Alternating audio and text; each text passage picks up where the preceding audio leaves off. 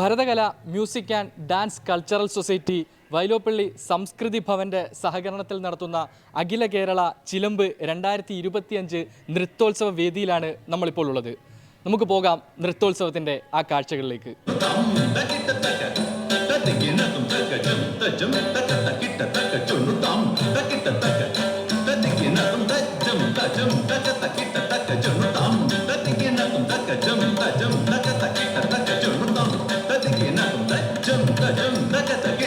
അപ്പോൾ ചിലമ്പ് 2025 കൂടുതൽ വിശേഷങ്ങൾ നമ്മളോട് പങ്കുവയ്ക്കാൻ നമ്മളോടൊപ്പമുള്ളത് ഭരതകല മ്യൂസിക് ആൻഡ് ഡാൻസ് കൾച്ചറൽ സൊസൈറ്റിയുടെ പ്രസിഡൻ്റായ ബിന്ദു ലക്ഷ്മി പ്രദീപാണ് നമ്മളുടെ കൂടെ ഉള്ളത്. നമസ്കാരം. നമസ്തേ. എങ്ങനെയുണ്ട് പരിപാടികൾ? ഇന്ന് നല്ല നിലവാരമുള്ള കുട്ടികളാണ് വന്നിരിക്കുന്നത്. ആക്ച്വലി നമ്മൾ ഈ ചിലമ്പ് ഉദ്ദേശിച്ചിരുന്നത് 30 വയസ്സിന് മുകളിലോട്ടുള്ളവർക്ക് വേണ്ടിയിട്ടാണ് ഈ വേദി സത്യം പറഞ്ഞാൽ ഞാൻ തുടങ്ങിയത്. ചിലമ്പ് ഫസ്റ്റ് തുടങ്ങിയത് ഇപ്പോൾ 4ാമത്തെ വർഷമാണ്. ആദ്യം തുടങ്ങിയത് 30 വയസ്സിന് മുകളിലേക്കുള്ളവർക്ക് വേണ്ടിയിട്ടാണ് തുടങ്ങിയത്. കാരണം അവർക്കാണ് പിന്നെ ഒരു വേദി ഇല്ലാത്തത്. അപ്പോൾ നല്ലൊരു സ്റ്റേജ് കൊടുക്കുക എന്നുള്ളതായിരുന്നു ഉദ്ദേശം, അത്രയേ ഉള്ളൂ. പിന്നെ ഇൻ്റർനാഷണൽ ഡാൻസ് ഡേയോടനുബന്ധിച്ചാണ് ചെയ്തുകൊണ്ടിരുന്നത്. കാരണം ഏപ്രിൽ 29 ഇൻ്റർനാഷണൽ ഡാൻസ് ഡേ വരുന്നത്. ഇത്തവണ പക്ഷേ എനിക്ക് ആ ദിവസം നമ്മുടെ നല്ല വെന്യൂ കിട്ടിയില്ല, ഭാരത് ഭവനും കിട്ടിയില്ല, വൈലോപ്പള്ളിയും കിട്ടിയില്ല. അപ്പോൾ അതുകൊണ്ട് ഡേറ്റ് മാറ്റി മെയ് 1, 2 ആക്കി വെച്ചു. അപ്പോൾ ഇത് പക്ഷേ അവധി ദിവസം അതിനിപ്പോൾ കുറേ പാർട്ടിസിപ്പൻസ് വന്നു. എറണാകുളത്ത് നിന്ന്, കണ്ണൂരിൽ നിന്ന്, കാസർഗോഡ് നിന്ന്, ആലപ്പുഴയിൽ നിന്ന് ഒക്കെ കുട്ടികൾ പങ്കെടുക്കുന്നുണ്ട്. നല്ല നിലവാരമുള്ള കുട്ടികളാണ്. ഇത് ആക്ച്വലി ഞാൻ ശരിക്കും ഇതൊരു മത്സരമായിട്ടല്ല കാണുന്നത്, ഒരു ഉത്സവമായിട്ടാണ് കാണുന്നത്. കാരണം ഇവിടെ വരുന്ന ആരെയും ഞാൻ വിഷമിപ്പിച്ച് വിടാറില്ല. എല്ലാവർക്കും ഒരു മെഡലും ഒരു സർട്ടിഫിക്കറ്റും കൊടുത്താണ് അയക്കുന്നത്. ഏകദേശം എത്ര കുട്ടികൾ ഇത്തവണ പങ്കെടുത്തിട്ടുണ്ട്? ഇത്തവണ 200 പരം കുട്ടികളുണ്ട്. മുൻപൊക്കെ മുൻ വർഷങ്ങളിൽ ഞാൻ വേൾഡ് റെക്കോർഡ് ചെയ്തു എന്ന് പറഞ്ഞില്ലേ, ആ സമയത്ത് 300-നകത്ത് കുട്ടികളുണ്ടായിട്ടുണ്ട്.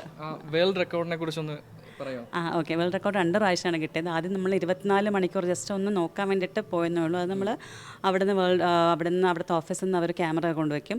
നമുക്ക് ഒട്ടും ഡിലേ പാടില്ല. എവിടെയെങ്കിലും ഡിലേ വന്നു കഴിഞ്ഞാൽ വേൾഡ് റെക്കോർഡ് കട്ടാവും. അപ്പോൾ നമ്മൾ ഒട്ടും ഡിലേ വരുത്താണ്ട് ഒരു കുട്ടി സ്റ്റേജ് ചെയ്യുമ്പോൾ തന്നെ അടുത്ത കുട്ടിയെ സ്റ്റേജിൻ്റെ ബാക്കിൽ കൊണ്ടുവന്ന് CD എല്ലാം റെഡിയാക്കി വെച്ച് ഒരാൾ ഇറങ്ങുമ്പോൾ തന്നെ അടുത്ത ആളെ കയറ്റി പിന്നെ അനൗൺസ് ചെയ്യുന്നത് നമ്മൾ അപ്പം തന്നെ സ്കോർ ചെയ്ത് കാണിക്കുക ചെയ്യണം. കാര്യം അതിന് നമ്മൾ സമയം കളയാണ്ട് അങ്ങനെ ചെയ്തു പോകണം. അപ്പോൾ 24 മണിക്കൂർ കണ്ടിന്യൂസ് ആയിട്ട് എന്തോ ദൈവഭാഗ്യം, ഈശ്വരാധീനം എല്ലാം കൊണ്ട് കണ്ടിന്യൂസ് ആയിട്ട് പോയി. അപ്പോൾ അതിനടുത്ത വർഷവും അത് നമ്മൾ തന്നെ ബ്രേക്ക് ചെയ്യാമെന്ന് വിചാരിച്ചിട്ട് ഒന്നും കൂടെ നടത്തി. അപ്പോൾ അത്തവണ 27.5 മണിക്കൂർ പോയി. അങ്ങനെ 2 തവണ ചെയ്യുന്നത്. അപ്പോൾ 4 വർഷത്തോളമായി ചിലമ്പ് നൃത്തോത്സവം പരിപാടി സംഘടിപ്പിക്കുന്നത്. ഇതിന് ടീച്ചർക്ക് ഏറ്റവും കൂടുതൽ പിന്തുണ നൽകിയിട്ടുള്ളതാരാ? കാരണം ഞാൻ ചോദിക്കാൻ കാര്യം, ഒന്നും ഇങ്ങോട്ട് ആഗ്രഹിക്കാതെയാണ് ഈ ഇത്തരത്തിലൊരു പരിപാടി സംഘടിപ്പിക്കുന്നത്. അപ്പോൾ ഇതിന് ടീച്ചറിന് ഏറ്റവും കൂടുതൽ പിന്തുണ നൽകിയിട്ടുള്ളത് ആരൊക്കെയാണ്? ഉറപ്പായിട്ടും എൻ്റെ കുടുംബം, എൻ്റെ അച്ഛൻ, പിന്നെ എൻ്റെ അമ്മയുടെ പ്രാർത്ഥന ഉണ്ട്, പിന്നെ എൻ്റെ മക്കൾ, പിന്നെ എൻ്റെ കല്ലൂൻ്റെ ഹസ്ബൻഡ് ഗിരീഷ്, പിന്നെ ഏറ്റവും പ്രധാനം എൻ്റെ സ്വന്തം പാതി എൻ്റെ ഭർത്താവ് തന്നെയാണ് എൻ്റെ നട്ടെല്ലെന്ന് പറയുന്നത്. ഇവരെല്ലാവരും ഒരുമിച്ച് ഉള്ളതുകൊണ്ടാണ്. പിന്നെ എൻ്റെ സ്റ്റുഡൻസ്, അവരും കട്ടയ്ക്ക് സപ്പോർട്ടാണ്. അവരെല്ലാവരും ഉള്ളതുകൊണ്ടാണ് ഇത്രയും നല്ല രീതിയിൽ എനിക്ക് മുന്നോട്ട് പോകാൻ കഴിയുന്നത്. പിന്നെ എൻ്റെ ഗുരുക്കന്മാരുടെ പ്രാർത്ഥനയും പിന്നെ അനുഗ്രഹമൊക്കെ ആയിരിക്കണം.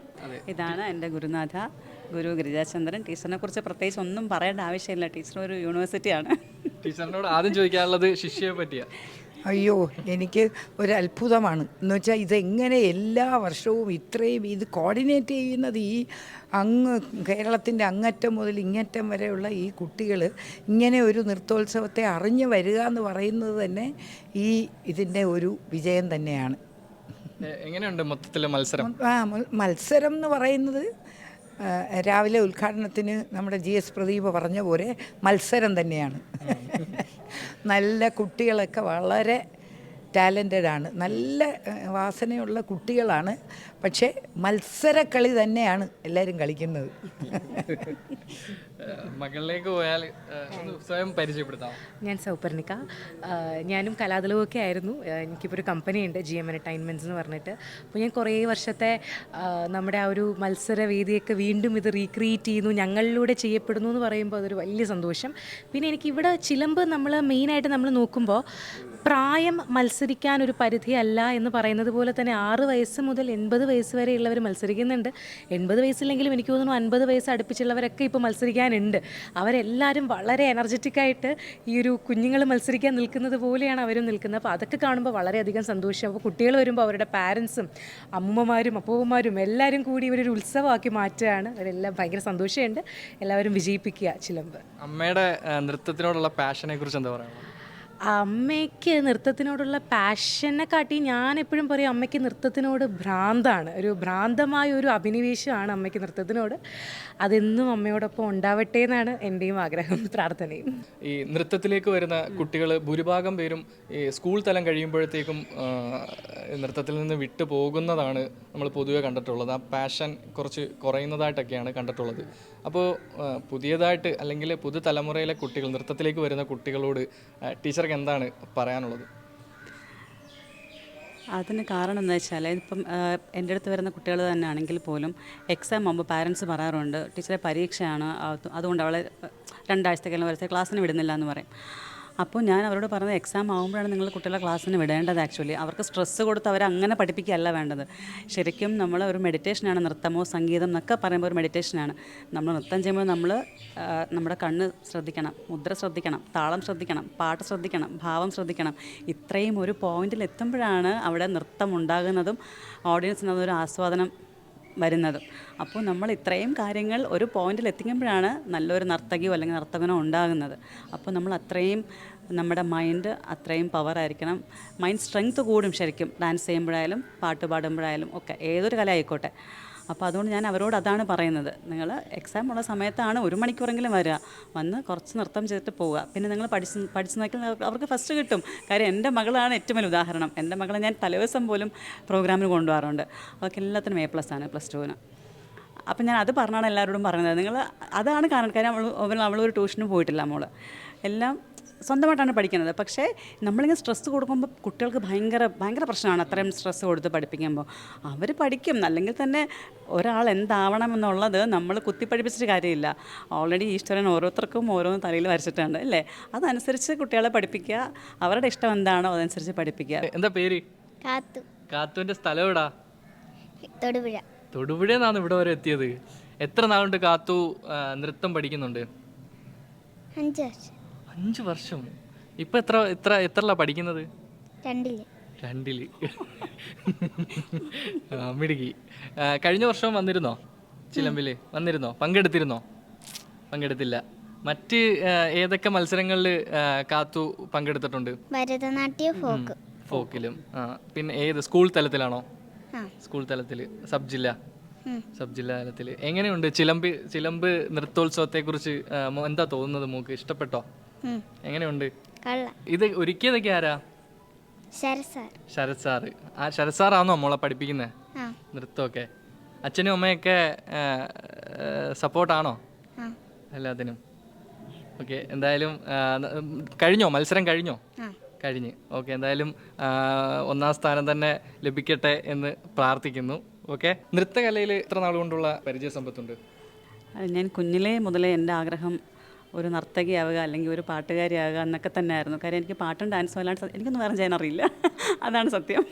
അപ്പോൾ സാധാരണ ഓരോ കുട്ടികൾക്കും ഓരോ പ്രായം കഴിയുമ്പോൾ അവരുടെ അഭിരുചി മാറി മാറി വരുമല്ലോ. പക്ഷേ എനിക്ക് അങ്ങനെ അല്ലായിരുന്നു. അമ്മ എപ്പോഴും പറയും കുഞ്ഞിലെ മുതലേ പാട്ടും ഡാൻസുമാണ് ഏറ്റവും ഇഷ്ടം. അപ്പോൾ ഞാൻ അതുകൊണ്ട് ഡിഗ്രി മ്യൂസിക്കാണ് എടുത്തത്. കാര്യം ഇവിടെ നമുക്ക് ആക്ച്വലി ഒരു ഡിഗ്രിക്ക് ഡാൻസ് ഇല്ല. അതൊരു ഭയങ്കര ഒരു വിഷമമുള്ള കാര്യമാണ്. ഇപ്പോഴും ഇവിടെ നമുക്കൊരു ഡിഗ്രിക്ക് വേണ്ടിയിട്ടൊരു ഡാൻസ് ഡിപ്പാർട്ട്മെൻറ്റോ ഒന്നുമില്ല. അപ്പം ഞാൻ അതുകൊണ്ട് മ്യൂസിക് എടുത്തിട്ട് പിന്നെ ഡിഗ്രി കംപ്ലീറ്റ് ചെയ്തതിന് ശേഷം, ഡിഗ്രി സമയത്തായിരുന്നു കല്യാണം. അതിനുശേഷം പിന്നെ ഡിഗ്രി ഫുൾ കംപ്ലീറ്റ് ചെയ്തു. MA എടുത്തു. MA ഭരതനാട്യത്തിലാണ് എടുത്തത്. അത് ഓഫ് ക്യാമ്പസായിട്ട് എടുത്തു, ഭാരതദേശ യൂണിവേഴ്സിറ്റിയിൽ. അങ്ങനെ ചെയ്ത് അത് കഴിഞ്ഞിട്ട് പിന്നെ DLIT കിട്ടി, ഡോക്ടറേറ്റ് കിട്ടിയത് ഇൻ്റർനാഷണൽ തമിഴ് യൂണിവേഴ്സിറ്റിയിൽ നിന്ന്. അതും ഡാൻസിൽ തന്നെ ചെയ്തത്. കൂടാതെ നമ്മുടെ കൈരളി TV-യുമായും ഒരു അടുത്ത ബന്ധമുണ്ടല്ലേ? അതെ, ഒരുപാട് വലിയ ബന്ധമുണ്ട്. ഒന്ന് പറയൂ. അത് തന്നെയാണ് എൻ്റെ ബാക്ക് ബോൺ എന്ന് പറയുന്നത്. ഞാൻ എന്തെങ്കിലുമൊക്കെ ആയിട്ടുണ്ടെങ്കിൽ പിന്നെ അദ്ദേഹം ഉള്ളതുകൊണ്ട് മാത്രമാണ് ഇങ്ങനെയൊന്ന് സംസാരിക്കാൻ എനിക്കിപ്പോൾ കഴിയുന്നത്. പിന്നെ അദ്ദേഹത്തിന് 7 അയലത്ത് പോലെ എനിക്ക് വരാൻ പറ്റുമല്ല. പക്ഷെ എന്നാലും നൃത്തത്തിൻ്റെ കാര്യത്തിൽ എനിക്ക് കുറച്ച് കാര്യങ്ങൾ ഓർത്ത് വയ്ക്കാനും അതൊക്കെ പറ്റും. പക്ഷേ അദ്ദേഹത്തിൻ്റെ ചിന്തയോളം എൻ്റെ ചിന്ത വരില്ല. അദ്ദേഹം എന്ന് പറയുന്നതേ ഉള്ളൂ, ആരാണ്? എൻ്റെ സ്വന്തം ഭർത്താവ്, പേര് grand master doctor GS Pradeep. എന്തായാലും ഞങ്ങളുടെ കൂടെ ഇത്രയും നേരം സമയം ചെലവഴിച്ചതിൽ വളരെയധികം നന്ദി.